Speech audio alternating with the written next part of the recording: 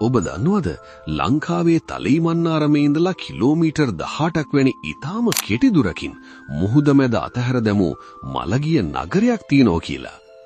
එක කාලෙක දහස් ගණන් සෙනග ගැවසීගත්තු දුම්රිය ස්ථාන, තැපැල්කඩ සහ පාසැල් තිබුණු දියුණු නගරයක් එක රැයකින් මුහුදට බිලි වුණේ කොහොමද? අදටත් මේ නගරේ නටබුන් අතරින් ඇසෙන්නේ එදා මියගිය මිනිසුන්ගේ සුසුම්ද? අද අපි යන්නේ ඉන්දියාවේ තමිල්නාඩුවේ කෙළවර පිහිටි අබිරහස් ධනුෂ්කොඩි නගරය ගවේෂණය කරන්නයි. මේ වීඩියෝ එකේ අන්තිමට මම ඔබට පෙන්නනවා මේ නගරයේ ඉඳලා ලංකාවට තියෙන පුදුම සහගත සම්බන්ධය. ඒ නිසා වීඩියෝ එක ලයික් කරලා දිගටම රැඳී සිටින්න.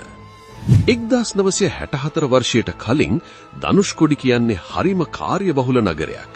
ඒ කාලේ ලංකාවේ ඉඳලා ඉන්දියාවට යන්න තිබුණු ලෙහෙසිම පාර තමයි මේ. තලෙයිමන්නාරමේ ඉඳලා ධනුෂ්කොඩි වලට බෝට් ටු ටැපල්, බෝට් මේල් නමින් විශේෂ යාත්‍රාවක් සහ දුම්රිය සේවාවක් ක්‍රියාත්මක වුණා.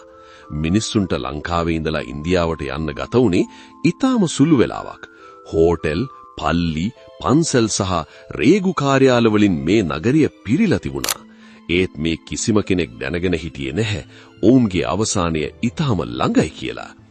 1964 දෙසැම්බර් 22 වෙනිදා පැයට කිලෝමීටර් 280ක වේගයකින් ආපු මහා සුලිකුණාටුවක් ධනුෂ්කොඩි නගරයට කඩා වැදුනා.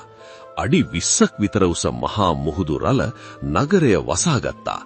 ඒ වෙලාවේ පාම්බන් පාලම හරහා ධනුෂ්කොඩි දුම්රිය ස්ථානයට ඇතුල් වෙන්න ආපු මගී දුම්රියක් පිට ආපු මහා රළ පහරවල් වලක හසු වෙලා සම්පූර්ණයෙන්ම මුහුදට බිලි වුණා. එහි සිටි මගීන් 115 දෙනාම එතනම මිය ගියා.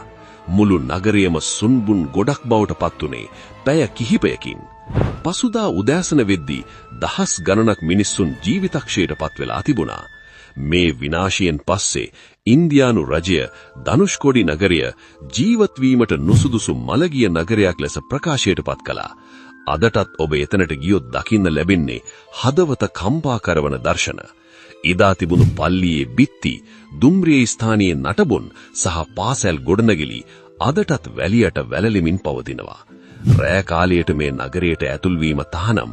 සමහරු පවසන්නේ මියගිය මිනිස්සුන්ගේ ආත්ම අදටත් මේ නටබුන් අතර සැරිසරනවා කියලා. ධනුෂ්කොඩි නගරයේ අසලින්ම තමයි රාමසේතුව හෙවත් ඇඩම්ස් බ්‍රිජ් ආරම්භ වෙන්නේ. රාමායන පුරාවෘත්තයට අනුව රාම රජු ලංකාවට එන්න පාලම හැදුවේ මෙතෙන් සිටයි. ධනුෂ්කොඩි කියන නමේ තේරුම දුනක කෙළවර යන්නයි. සීතා දේවිය බේරගෙන ආපසු වෙද්දී විභීෂණ රජුගේ ඉල්ලීමකට අනුව රාම රජු තමන්ගේ දුනෙන් ගසා මේ පාලම විනාශ කළ බවයි ජනප්‍රවාදයේ කියවෙන්නේ. අදටත් චන්ද්‍රිකා ඡායාරූප මගින් මේ අබිරහස් වැලිවටි දකින්න පුළුවන්. ධනුෂ්කොඩි කියන්නේ ස්වභාව ධර්මයේ ප්‍රචණ්ඩත්වය සහ ඉතිහාසයේ අබිරහස එකට හමු වෙන තැනක්. ඔබ කවදා හරි ධනුෂ්කොඩි වල සංචාරය කරලා තියෙනවද? නැත්නම් මේ වගේ අතහැර දෙමු තැනකට යන්න ඔබ බයද? ඔබේ අදහස කමෙන්ට් කරන්න. මේ වගේ ලෝකේ අමුතු තැන් ගැන දැනගන්න අපේ පේජ් එක ෆලෝ කරන්න. ජය වේවා.